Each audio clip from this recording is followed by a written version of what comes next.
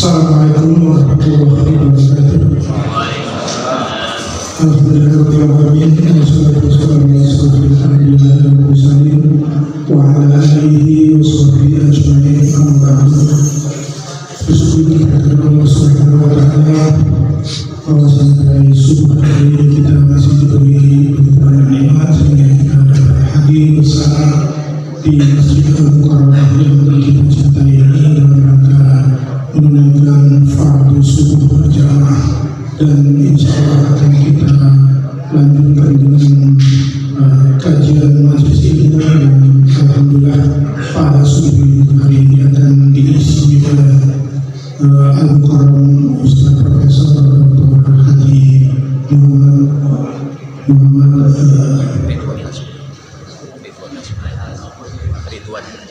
Muhammad Ridwan Hasbi LCMA yang alhamdulillah beliau hadir bersama kita, dan selanjutnya kita akan bersama-sama bersilaturahmi juga untuk sarapan pagi bersama. Dan alhamdulillah pada pagi hari ini kita berubah posisi sarapan pagi kita di depan Bapak Ibu, jadi di halaman depan, jadi insya Allah menjadi syiar bagi warga di sekitar. Selanjutnya sahabat Islam, tanpa kita sampaikan kepada junjungan Nabi sallallahu alaihi wasallam dengan ucapan Allahumma shalli ala sayyidina Muhammad wa ala ali Muhammad. Bapak Ibu yang kami hormati, tanpa memperpanjang mukadimah, mari kita jemput Ustaz kita kepada Ustaz waktu dan tempat kami persilakan.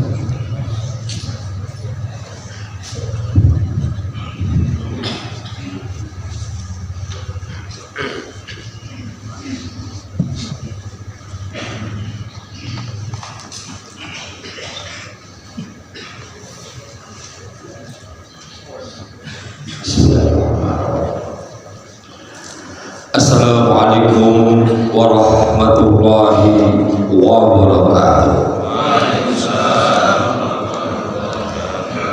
Alhamdulillahillazi ja'ala al-laila wan-nahara khilfatan liman arada an yadhakkara aw arada syukura.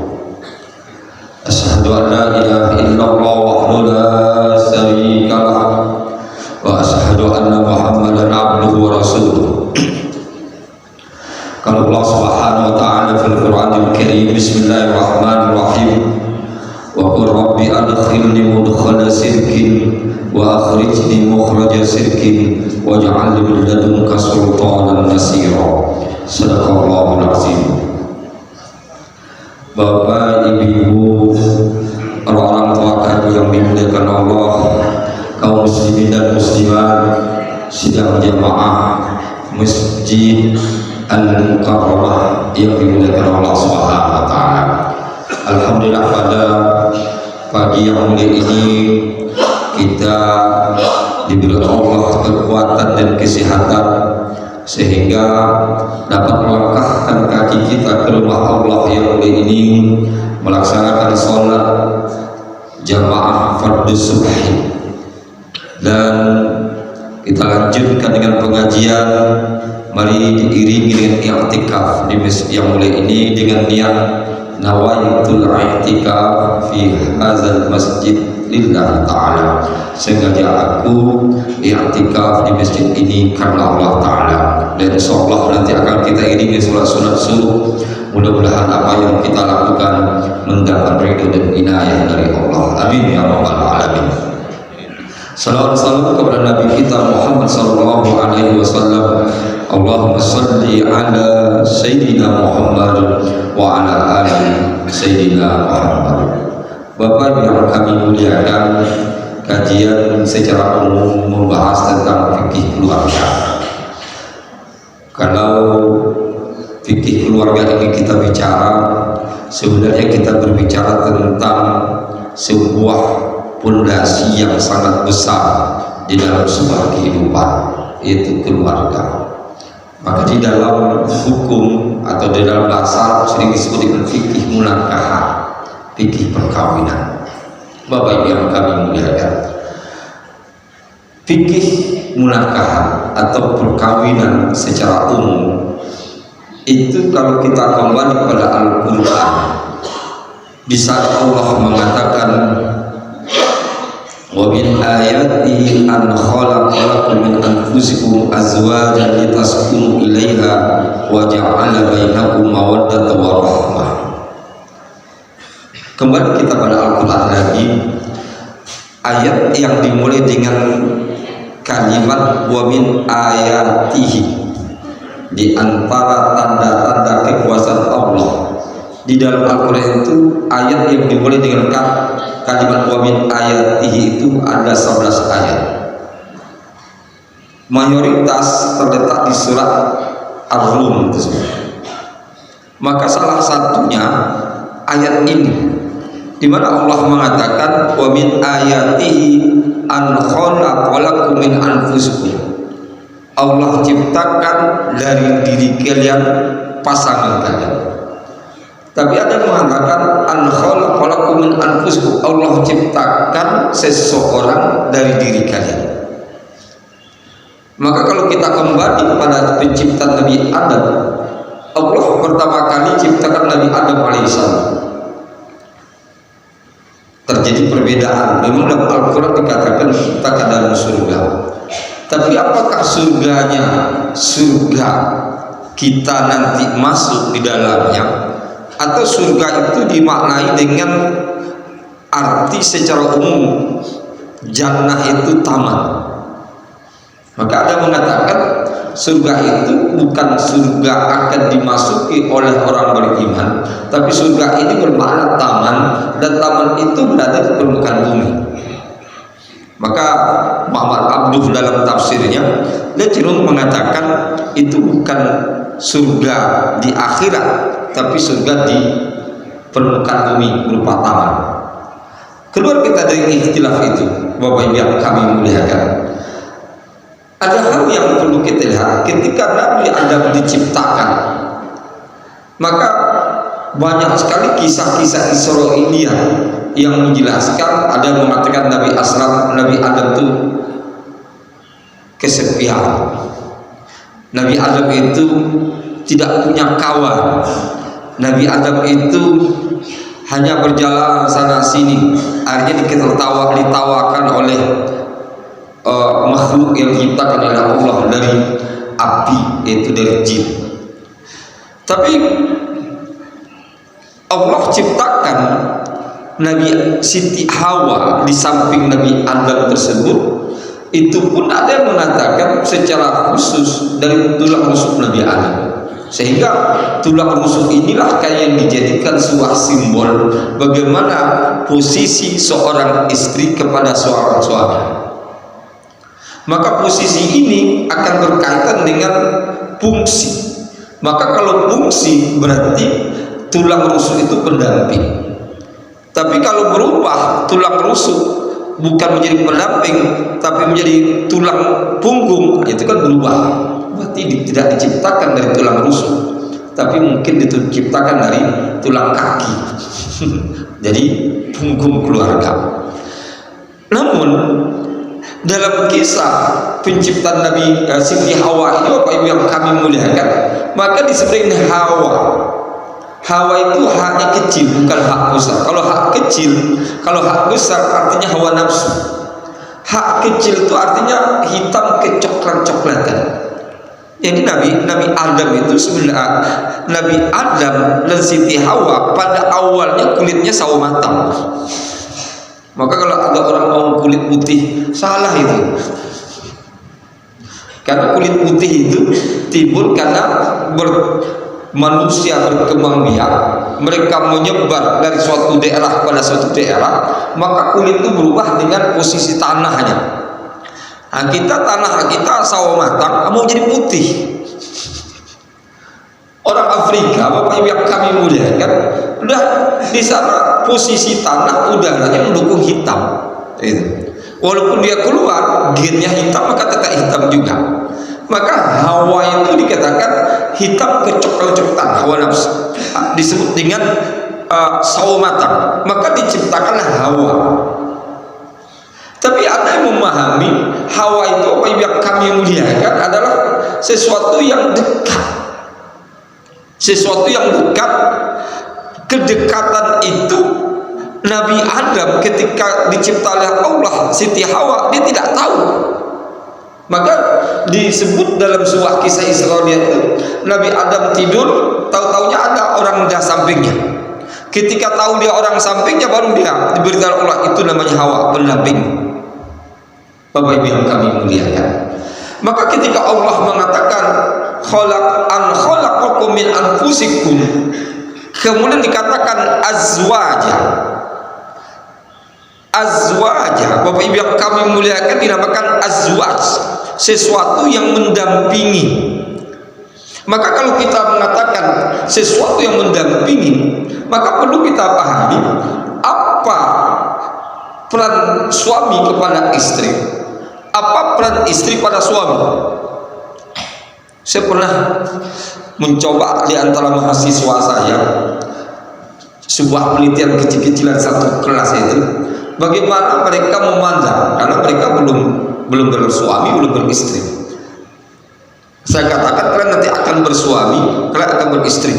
Bagaimana seorang suami memandang istrinya dan istri memandang suami? Saya kasih 3 pilihan. Pilihan pertama, suami adalah pendamping istri, istri adalah pendamping suami. Yang kedua, saya katakan suami adalah pembantu istri, istri adalah pembantu suami. Soal ketiga, suami adalah asisten istri, istri adalah asisten suami. Baru soal keempat, suami adalah sahabat istri, istri adalah sahabat suami. Jadi 4 pertanyaan. Coba pilih dari 4 ini. Suami adalah pendamping istri, istri adalah pendamping suami. Kedua, suami adalah pembantu istri, istri adalah pembantu suami. Yang ketiga, suami adalah asisten istri, istri adalah asisten suami. Memang asisten dengan pemutah bersama, tapi asisten jauh lebih dalam makna daripada pembantu. Yang keempat, suami adalah sahabat istri, istri adalah sahabat suami. Satu pertanyaan saya pilih. Saya coba tanya satu pertanyaan. Mayoritas mahasiswa mengatakan suami adalah pendamping istri, istri adalah pendamping suami. Itu mayoritas mahasiswa. Saya coba tanya mahasiswi satu persatu, saya tanya. Itu mayoritas istri, mayoritas mahasiswi mengatakan suami adalah sahabat istri, istri adalah sahabat suami. Coba beda pandangan antara laki-laki perempuan. Jadi nanti ibu tanya suaminya, saya ini sebagai apa, Pak, gitu. Ini Bapak Ibu yang kami muliakan. Coba cara berpikir itu kan, seorang mahasiswa menganggap kalau dia beristri nanti istri adalah pendamping. Seorang mahasiswi nanti ketika dia nikah, dia mengatakan suami itu sahabat. Maka kalau kita telusuri Bapak Ibu yang kami muliakan, ketika ada sebuah peneliti tentang perceraian, sebelum saya katakan mas itu, ketika terjadi perceraian, jadi terjadi perceraian itu kalau kita teliti 10 laki-laki bercerai dengan istrinya, itu 9 orang sengsara, satu yang tidak. Jadi ini Pak. Jadi kalau 10 orang laki-laki bercerai, ini cerai hidup dong, bukan cerai mati. Cerai hidup itu 9 laki-laki itu yang sengsara dengan perceraian, satu tidak. Tapi sebaliknya 10 orang perempuan cerai hidup, 9 orang bahagia, satu yang sengsara. Kebalikan.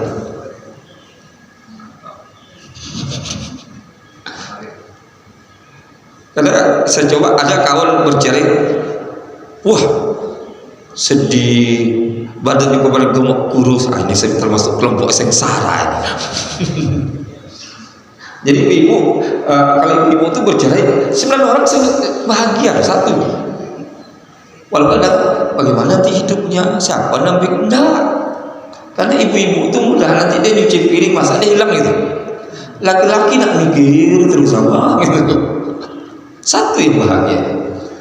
Ini kalau dibawa kalau penelitian yang tadi dengan kepada mahasiswa tadi, cara pandang ini yang Bapak Ibu yang kami muliakan, membawa orang itu bagaimana memandang sebuah pernikahan dalam sebuah keluarga. Yang benar sebenarnya suami itu sahabat istri, istri sahabat suami, bukan pendamping. Karena kita banyak memahami tulang rusuk tadi ya. Sebab kalau ketika pendamping Bapak Ibu yang kami muliakan, ketika orang itu tidak butuh pendamping, kan selesai. Maka ketika kita bawa kasus-kasus perceraian di kalangan artis Bapak Ibu yang kami muliakan, itu artis itu rata-rata sebelum menikah mereka buat surat perjanjian pranikah.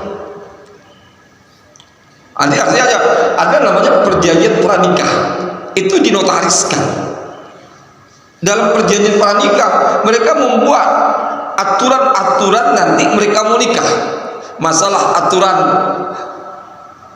harta didapat sebelum menikah, harta didapat dalam pernikahan, nanti harta suami bagaimana, harta istri bagaimana, pendapatan suami bagaimana, pendapat istri bagaimana. Kadang-kadang sebut pendapat suami adalah pendapat istri bukan pendapat suami. Itu banyak dibuat demikian. Padahal secara hukum pendapat suami adalah pendapat istri adalah pendapat suami. Tapi ada juga ustaz mendukung yang artis itu, pokoknya gaji istri itu tak berhak suami mendapatkannya. Padahal istri bekerja atas izin suami. Katanya dia kan bekerja sebelum nikah. Iya sebelum nikah, setelah nikah kan ada ridhonya suami. Kan banyak juga sebelum nikah dia bekerja, setelah nikah dibilangnya seluruhnya istrinya berhenti. Ada juga banyak yang terjadi. Jadi Bapak Ibu yang kami, ketika para artis itu kasusnya mereka ada perjanjian pranikah. Ketika perjanjian pranikah ini dilanggar satu dan salah satu dari pasangan tidak rela dengan dilanggarnya salah satu daripada perjanjian pranikah tersebut, digugat pengadilan, cerai, selesai. Kenapa Bapak yang kami muliakan? Mereka menganggap itu sebagai pendamping. Karena secara karir dia sudah punya, secara harta sudah punya, secara kekuatan untuk hidup dia punya. Bapak Ibu yang kami muliakan. Tapi ketika kita lihat suami itu adalah sahabat istri, istri adalah sahabat suami, di sini yang disebut dengan persahabatan. Suhbatun, Bapak Ibu yang persahabatan ini berarti dia berkaitan dengan ketenangan, ketentraman, kesusahan, anugerah, kepayahan dalam kehidupan. Di sini bersahabat. Maka akhirnya pas saya simpulkan, mahasiswi lebih dewasa daripada mahasiswa. Maka pantas Bapak Ibu yang kami muliakan, aturan pemerintah kita itu dirubah. Batas boleh menikah itu. Dulu kan perempuan umur 16, sekarang sudah umur 19 atau 20. Laki-laki boleh nikah dulu umur 18, sekarang sudah umur 21 baru boleh nikah. Kenapa? Laki-laki lambat dewasanya dibanding perempuan. Jadi ketika kita bawa di sini Bapak Ibu yang kami muliakan dengan persahabatan atau sahabat itu, maka Allah katakan an khalaqu min anfusikum azwaja litaskunu ilaiha wa ja'ala bainakum mawaddah wa rahmah. Kalimat ayat ini kata litaskunu itulah sering kita sebut dengan sakinah. Kemudian wa ja'ala bainakum mawaddah, kita kenal kata mawaddah. Kemudian ada kata rahmah, maka ada istilahnya samarah. Sakinah, mawaddah, rahmah. Walaupun ada yang membuat samawah, tapi samawah itu tak benar. Sakinah, mawaddah, wah saja, kurang rahmatnya. Wah kan huruf. Jadi sakinah, mawaddah, wah saja.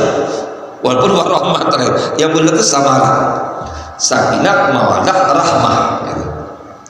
Jadi kata sakinah, mawaddah, rahmah, ini tiga susunan ini Bapak Ibu yang kami muliakan, itu tidak boleh dirubah.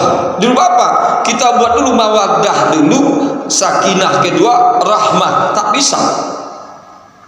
Atau kita dulukan rahmah dulu, mawaddah baru sakinah, tak bisa. Atau sakinah, rahmah, mawaddah, tak bisa juga, dibolak-balik.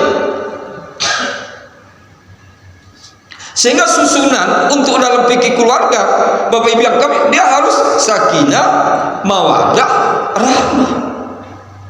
Kenapa ketika Allah mengatakan litaskunu ilaiha, artinya apa? Agar kamu mendapatkan sakinah. Sakinah ini kalau kita bawa dalam Al-Quran atau dalam bahasa Arab, ada dua istilah. Ada namanya sakinah, ada namanya mutmainnah. Keduanya arti tenang. Zikir ala bi zikrillah tatmainnul qulub.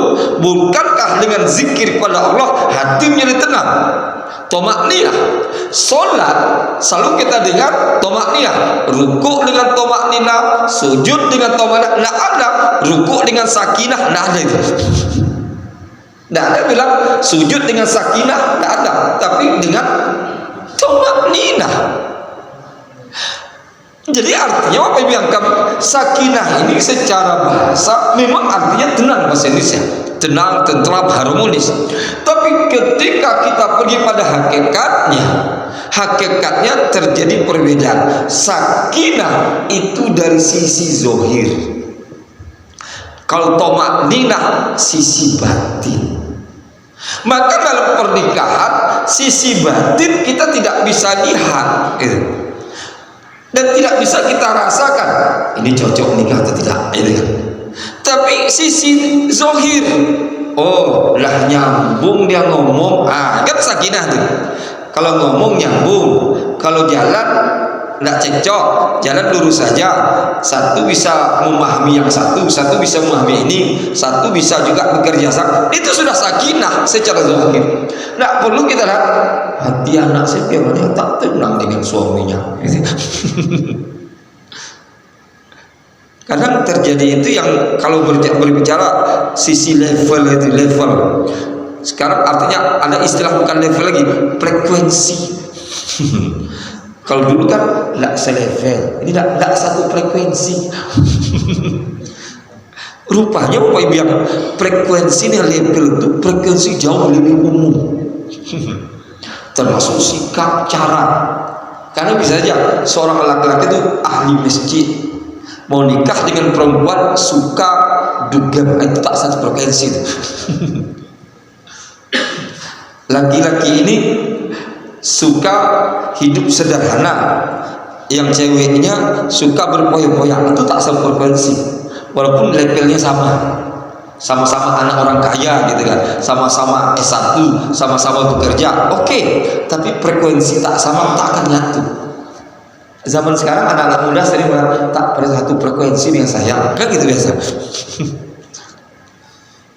Jadi ketika kita memahami ini Bapak Ibu yang kami muliakan, jadi akhirnya apa?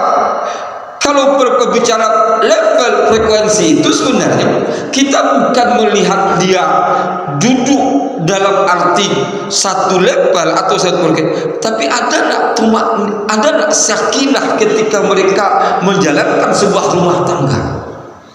Karena sakinah itu bukan awal pernikahan saja, dia akan berlangsung sampai seumur hidup. Karena pernikahan itu adalah sebuah ibadah yang terpanjang yang dijalani oleh seorang hamba Allah. Maka kalau orang menikah umur 25 tahun, meninggal umur 70, banyak ulama itu. Kalau dia menikah umur 30, meninggal umur 60, 30 tahun. Kalau dibanding sholat hanya hitung menit, puasa hitung jam, haji hitung hari ibadahnya, baca Quran tergantung diri mau berapa lama, zikir tergantung diri mau berapa lama. Sedangkan pernikahan hitungnya adalah nyawa. Kalau terjadi perceraian, perceraian itu bukan yang dikehendaki dalam asal, dirancang. Jadi kalau ada orang merancang perceraian, itu sesuatu yang salah. Saya nikah dengan dia dan dapat anak satu, cerai, itu sudah dirancangnya. Ini yang banyak terjadi ketika terjadi talak 3 itu. Udah talak 3, mau rujuk lagi kepada suami pertama, kan sudah habis, itu tidak boleh. Carilah laki-laki yang nikah, dirancang dia. Kalau kita nikah sebentar, sebulan, cerai ya, nanti saya balik lagi dengan suami pertama, itu dirancang cerainya. Berarti nikahnya itu bukan untuk ibadah, untuk menghalalkan. Maka terkena istilah muhalil. Kalau orang Bagan disebut nikah Cina buto, nikah Cina buta. Karena dulu rupanya asbabun nuzulnya, katanya asbabun nuzulnya dicari orang Cina buta di Bagan itu, dinikahi. Kita tak tahu apa-apa, habis itu suruh cerai, kasih duit. Jadi asal muasalnya makanya istilah nikah Cina buto, bukan arti kita mendiskreditkan orang Cina gitu. Itu istilah di Bagan. Ada Pekanbaru nggak tahu lah nikah apa namanya. Jadi Bapak Ibu yang kami muliakan, jadi itu dirancang. Tapi ketika pernikah itu dengan sakinah, itu tidak ada rancang. Maka rancangan seperti itu yang terjadi, seperti yang di daerah Puncak Bogor itu ada namanya nikah wisata. Nikah wisata. Jadi para wisatawan dari Timur Tengah itu, dia datang ke puncak itu mau berlibur, tapi dia tidak mau melakukan perbuatan dosa. Gitu. Alasannya bagus juga. Maka di sana banyak biro-biro. Biro-biro kalau mau nikah dicarikan. Memang Bapak Ibu yang kami dinikahkan secara hukum fikih sah itu. Karena syarat rukunnya wali kan dicari, walinya memang wali perempuan itu. Mereka rela menikahkan, saya nikahkan kamu dengan anak saya sekian. Tapi sudah dirancang selama dia di Indonesia berwisata, inilah istrinya. Dah pulang, itu rata-rata cerai. Apalagi dia mengambil hukum kalau sudah 6 bulan ditinggalkan, maka bisa sudah jatuh perceraian. Itu dirancang. Tapi kalau kita berbicara sakinah, itu artinya apa? Dia merancang ini sebuah ibadah yang akan berjalan sepanjang hidup. Sehingga Rasulullah mengatakan wastahlaltum furujahunna bi kalimatillah. Dan hadis lain mengatakan wastahlaltum furujahunna bi amanatillah. Jadi artinya wastahlaltum, pertama itu wastahlaltum furujahunna bi kalimatillah, kamu halalkan perempuan tersebut dengan kalimat Allah. Yang kedua wastahlaltum furujahunna bi amanatillah, kamu halalkan perempuan itu dengan amanah Allah. Ada 2 istilah, kalimatullah dan amanatullah. Hakikatnya berbeda, dan keduanya memahami sangat mendalam daripada makna pernikahan tersebut. Jadi ketika orang mengatakan kalimatullah, kalimat Allah, kalimat Allah itu apa yang kami terletak di ijab kabul. Jadi ketika seorang wali mengijabkan dan dikabulkan oleh mempelai laki-laki, itu sebenarnya dia sekarang lagi mewakili Allah dalam apa? Menyatukan 2 orang manusia dalam sebuah kehalalan yang sebelumnya haram jadi halal. Jadi kalau kita jadi wali nikah itu harusnya kita merasa berat. Tapi pun tak merasa berat. Setiap orang jadi wali udah hafal sebelumnya kalimat itu. Ketika jadi wali, menggigit juga bahasa itu. Udah dihafalnya. bahkan seminggu hafalnya. Pagi sore hafal, ketika keja. Kenapa? Itu disebut sakaran. Sakral kalimatullah di situ. Kecuali orang tua itu dah tiap hari kau jual jadi kan. Saya nikahkan kamu dengan anak saya, ya, dengan mahar seperangkat alat sholat. Padahal sederhana. Maka kalau dijawab bukan nikah lagi, saya nikahkan kamu dan saya kawinkan. Pakai nikah kawin lagi.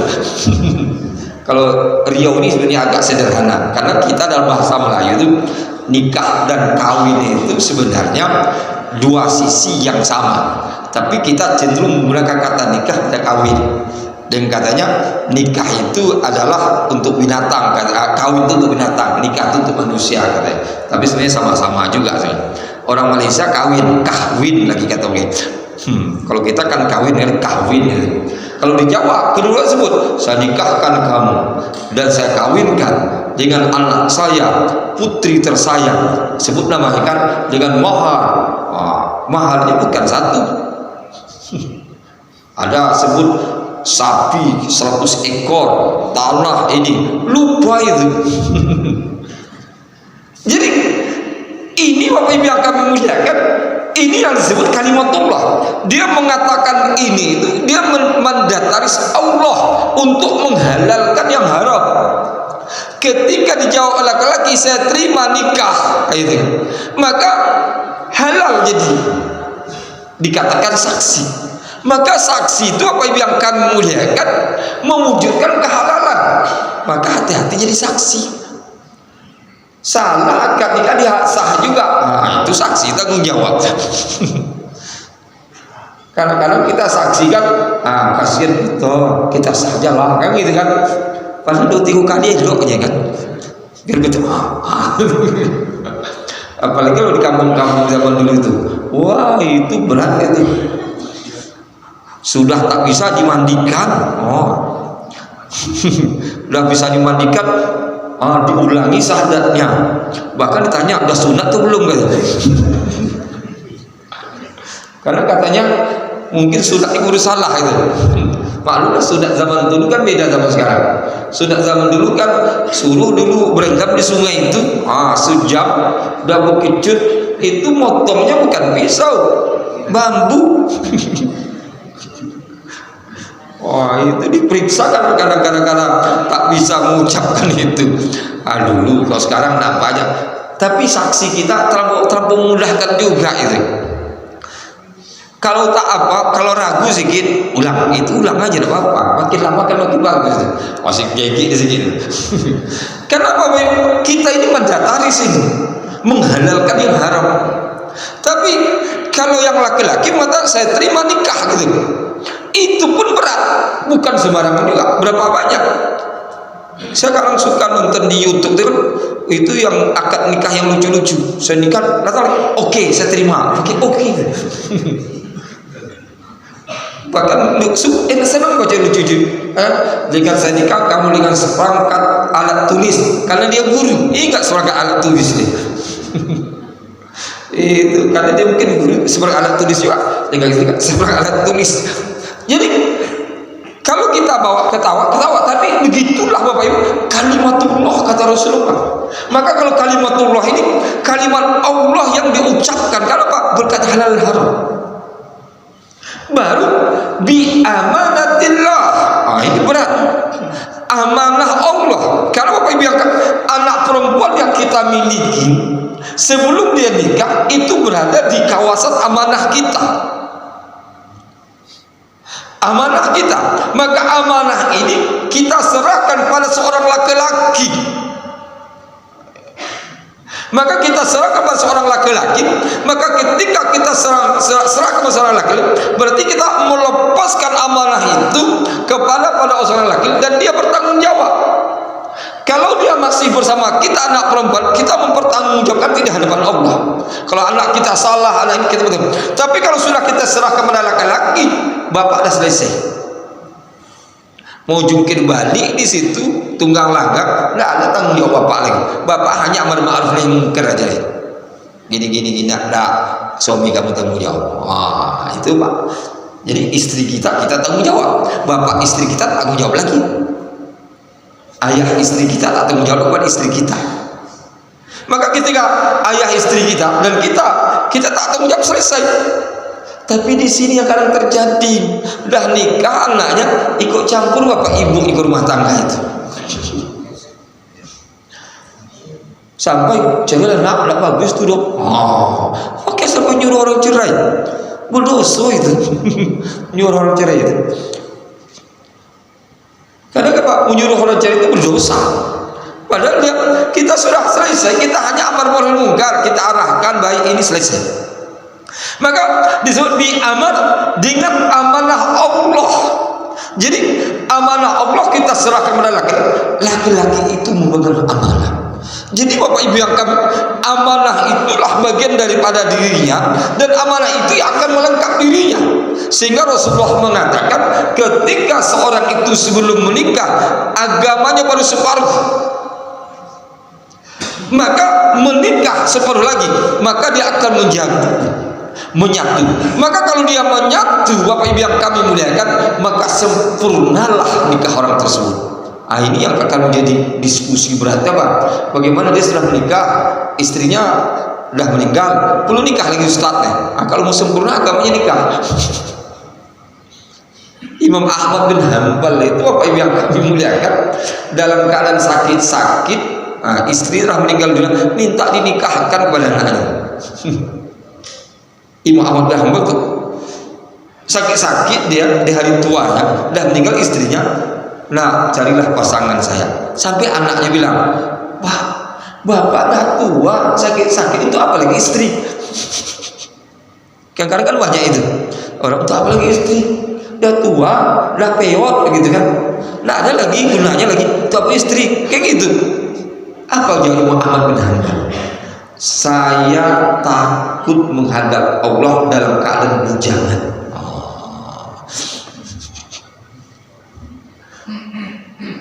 Takut menghadap Allah dalam keadaan bujangan.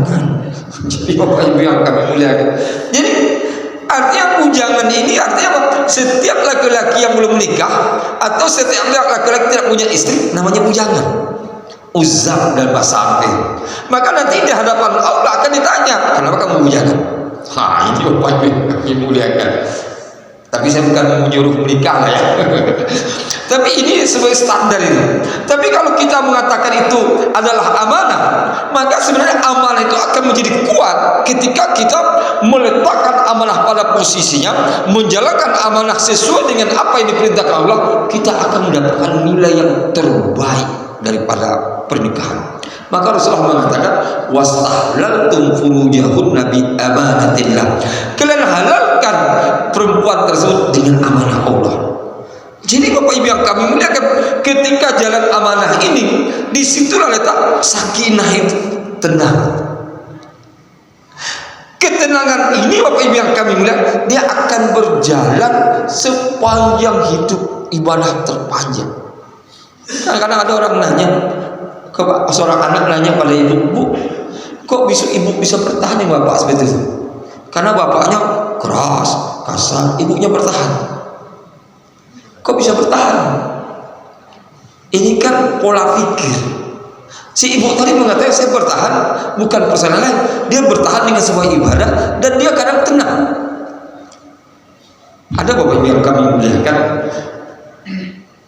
seorang istri datang pada saya, seorang perempuan datang pada saya, "Ustaz, saya minta cerai. Boleh nggak saya minta cerai?" Ada apa, Bu? Suami saya ini tidurnya ngorok, Pak. Nggak bisa saya tidur. Kapan akhir-akhir ini Pak dia ngorok terus.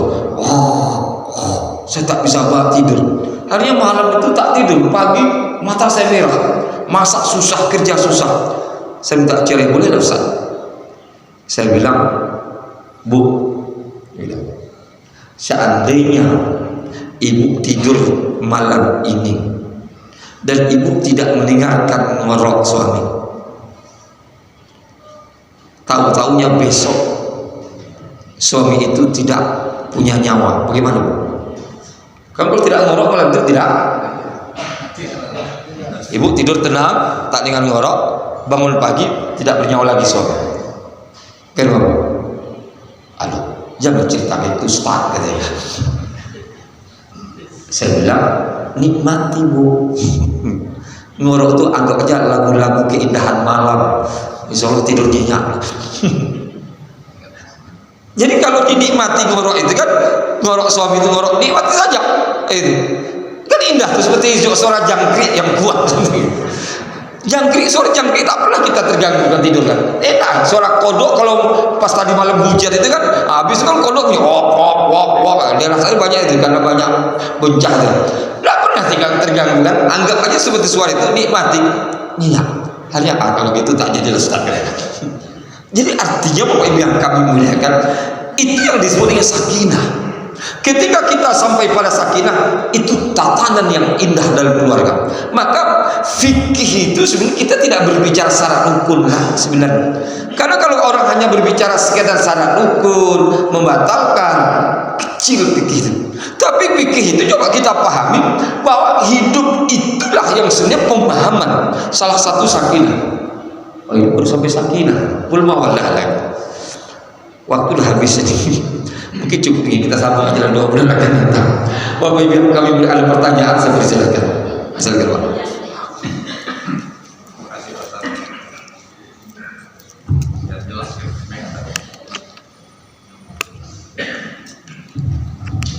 Terima kasih. Assalamualaikum warahmatullahi wabarakatuh.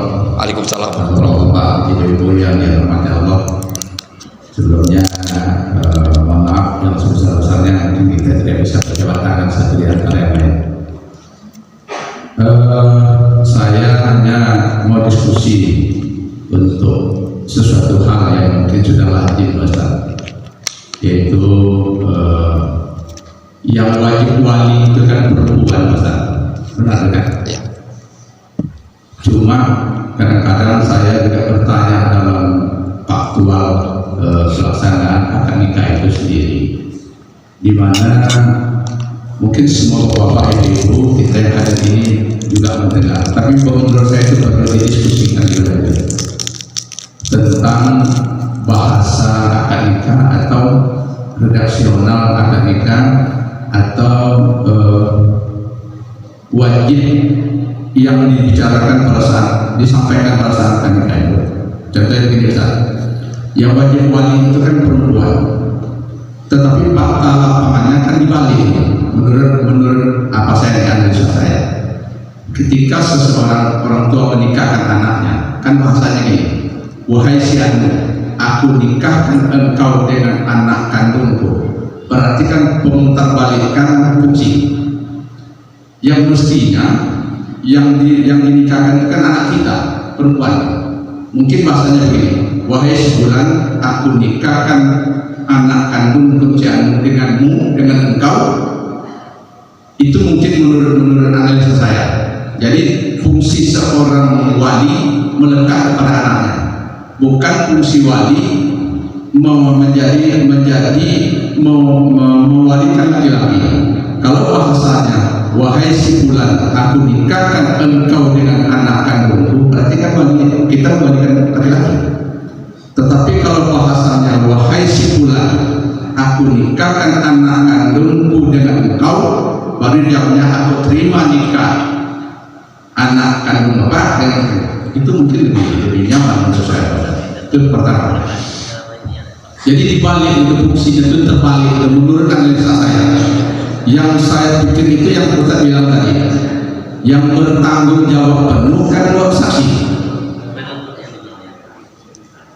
Alangkah kalau memang itu salah atau itu kurang benar, alangkah saksi ini berat pertanggungjawabannya. Nah, tadi kan itu pertama, yang kedua, tadi kan kalau laki-laki yang berpisah tadi, laki-laki itu menderita, kalau perempuan ini tidak menderita, apa itu kalau itu? Terima kasih. Assalamualaikum warahmatullahi wabarakatuh. Maaf tadi ini diskusi untuk meluruskan ini besar. Dalam kekalutan, dalam kegiatan akad nikah kan semuanya konsen semua. Konsennya itu apa? Sah, sah, sah, mengucapkan sahnya. Tetapi tidak pernah seorang saksi itu mendalami apa yang diucapkan oleh wali nikah atau yang menikahkan. Karena kadang-kadang kita ini kan bangga, kadang-kadang minta saksi itu gubernur, ketua DPR gitu kan, sementara kapasitas untuk itu ya kapasitasnya beda dengan apa yang kita bilang tadi, seorang tidak satu frekuensi. Nah, saya ingat betul tidak satu frekuensi, kita minta dia menjadi saksi, kan bias ya Ustaz. Terima kasih. Mohon maaf Ustaz, ini bukan menyalahkan Pak Buah. Mohon maaf sekali saya tambahkan, saya pernah diskusi dengan Pak Buah Ustaz, tapi tak selesai jawabnya saya. Tentang yang saya bilang tadi itu redaksional, wahai sebulan aku nikahkan engkau dengan anak kandungku, atau wahai sebulan aku nikahkan anak kandungku dengan engkau. Nah ini menjadi pertanyaan bagi saya. Terima kasih. Assalamualaikum warahmatullahi wabarakatuh. Waalaikumsalam. Jadi Bapak Ibu yang kami muliakan, kita ini banyak kembali kepada akad nikah di dalam bahasa Arab kemudian diterjemahkan bahasa Indonesia. Jadi bahasa Arab itu angkah tukar bibnati, nah, itu atau bibinti itu. Jadi kata angkah tukar itu kalau diterjemah, saya nikahkan kamu, bibnati, bibinti, dengan anakku. Jadi di situ akhirnya apa? Di dalam praktek lapangan terjemahan ini yang dipakai bahasa Indonesia. Saya nikahkan kamu dengan anak saya, karena bahasa Arab itu. Tapi cuma itu. Ketika mempelai laki-laki menjawab, kalau bahasa Arab sederhana, tapi nak kita pakai terjemahan bahasa Arabnya. Kalau bahasa itu hanya qabil tu nikahaha, bahasa Arab itu tidak panjang. Mau 1 kilo itu disebut apanya, maharnya. Tetap laki-laki itu qabil tu nikaha sampai nyebut mahar. Kalau kita tidak, saya terima nikah dengan mahar, sebut mahar tunai, pakai tunai lagi. Kalau dalam bahasa Arab tidak, qabil tu nikahaha, saya terima nikahnya, tapi terjemahan tidak kita pakai. Nah, ini memang secara terjemahan kita terjebak di situ. Tapi memang secara linguistik, secara kebahasaan, memang harusnya memang posisi terdekat dari diri kita baru kita gabungkan dengan posisi jauh. Artinya saya nikahkan anak saya, itu kan pakai saya nikahkan anak saya Fatimah binti Ali dengan kamu, mahar seperangkat alat sholat tunai. Nah, itu secara bahasanya harus gitu, yang terdekat baru yang terjauh. Tapi nanti ini kalau kuahnya biasa yang pertama susah juga kita rubahnya. Tapi kalau kuah yang keren, yang sudah master, insya Allah bisa menerima itu. Gitu. Kalau kuahnya sudah MA, dia kuliah betul-betul S2, insya Allah bisa memahami dan bisa menerima. Kalau saya cenderung memang begitu. Artinya apa? Yang terdekat dulu baru yang terjauh. Boleh itu sebenarnya kita diskusi kuah. Kalau kita, saya ingin seperti ini, kuah pasti akan mengikut sebenarnya. Nanti laki-laki langsung saya terima nikah.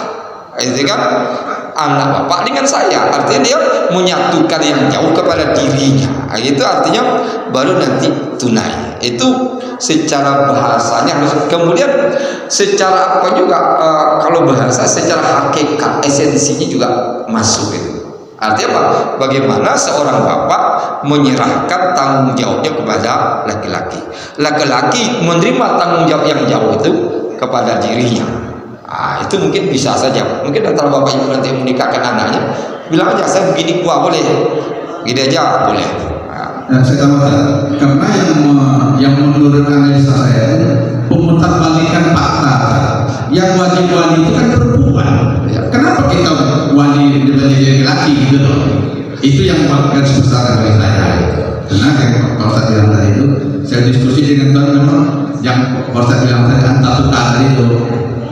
Yang bahasa Arab ya, saya itu kepada prinsip tadi bahwa sekarang kan yang punya anak kan saya, terus yang wali itu kan saya, wali itu kan saya, atau bapak ya, ada perempuan bapak, masa bapak bapak wali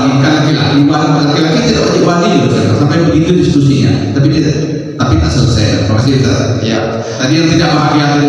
Ya, kalau saksi itu memang, kalau saya cenderung saksi itu pertama orang terdekat secara nasab dengan anak kita dan memahami. Cuma kan sekarang kan ada keren, nanti gubernur, ini ya. Karena mereka tidak konsen, yang penting sah gitu kan. Walaupun secara umum saksi, ya kan. Tapi saya umum saksi, kalau dua orang ini sudah sah, yang tidak tetap sah kata.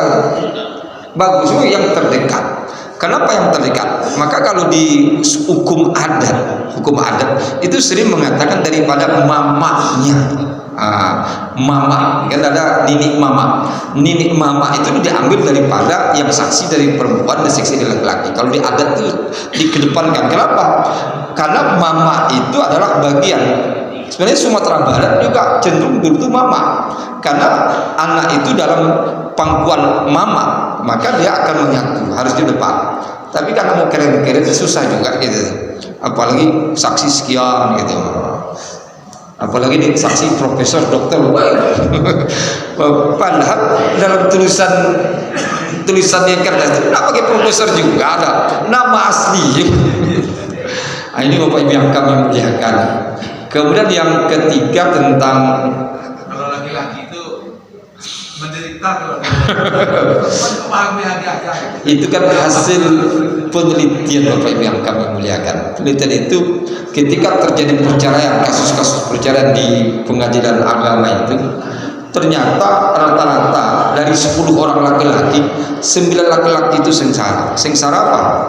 Karena di sini yang disebut dengan laki-laki itu banyak menggunakan akal, perempuan banyak menggunakan perasaan. Ternyata perasaan itu lebih mudah dibuang. Akal ini, maka ketika akal ini masuk dalam dirinya, akhirnya dia termenung mikir itu yang buat sengsara. Sehingga kesengsaraan laki-laki itu banyak dilihat di dalam sebuah penelitian itu. Rata-rata laki-laki setelah perceraian itu, Bapak Ibu yang kami muliakan, hidupnya tidak beres. Kedua, biasanya dia hidup ada yang memasak, mencuci, bingung, banyak linglung gitu. Banyak linglung termenung gitu. Ketika dia linglung, disitulah sengsara. Tapi kalau kaum perempuan tidak, bagaimanapun susahnya ekonomi, dia masih bisa hidup dengan apa yang ada. Artinya apa? Dia dengan berpuasa, dengan ibadah itu hilang semua. Laki-laki puasa pun masih mikir, aduh, mau sahur biasanya berdua, gitu. Sekarang mau sholat biasanya berangkat sama, itu. Jadi maka sayangilah istri kita. Sayang istri kita, karena sang istri itulah yang mendampingi kita dan nanti di akhirat juga insyaallah. Bapak Ibu yang kami muliakan, ini barangkali kajian kita ini cukup panjang, mungkin bisa kita sambung. Kalau mau nambah-nambah, saya setiap Rabu pagi jam 5.30 sampai jam 6 itu ada di RRI, ya, di Pekanbaru. Ada kajian bersama saya itu fikih munakaha. Itu sudah lebih 10 tahun itu mengisi tiap Rabu, tiap minggu. Maka Bapak Ibu yang kami muliakan, akhir kalam sebelum kita tutup, kita berdoa dulu. Kita baca Al-Fatihah untuk kedua orang tua kita. Ala hazini Al-Fatihah. A'udzubillahi minasyaitonir rajim. Bismillahirrahmanirrahim. Alhamdulillahirabbil alamin. Arrahmanirrahim. Maliki yaumiddin. Iyyaka na'budu wa iyyaka nasta'in. Ihdinas siratal mustaqim. Shiratal ladzina an'amta 'alaihim. A'udzubillahi minasyaitonir rajim. Bismillahirrahmanirrahim. Alhamdulillah Rabbil Alamin. Hamdan yuafi'uka fi mazidi alhamduka min bagi jalali wajhika wa azim sultani. Allahumma inna nas'aluka bi anna nashhadu annaka anta Allah la al-ahad as-samad allazi lam yalid wa lam yulad wa lam yakul lahu kufuwan ahad.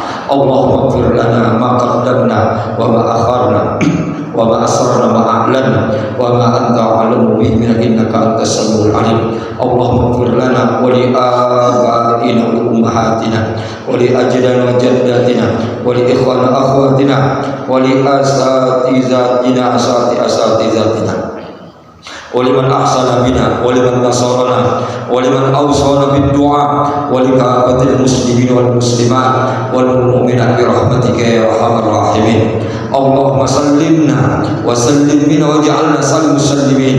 اللهم سلم ديننا وسلم دنيانا وسلم آخرتنا وسلم إيماننا وسلم توحيدنا وسلم معرفتنا وسلم قلوبنا وسلم أبناءنا وسلم شبابنا وسلم أهلنا وقومنا يا أرحم الراحمين.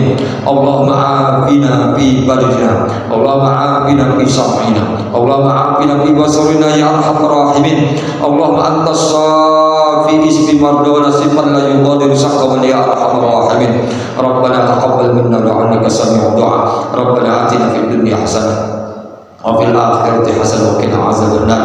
وآخر دعوانا الحمد لله رب العالمين. Assalamualaikum warahmatullahi wabarakatuh.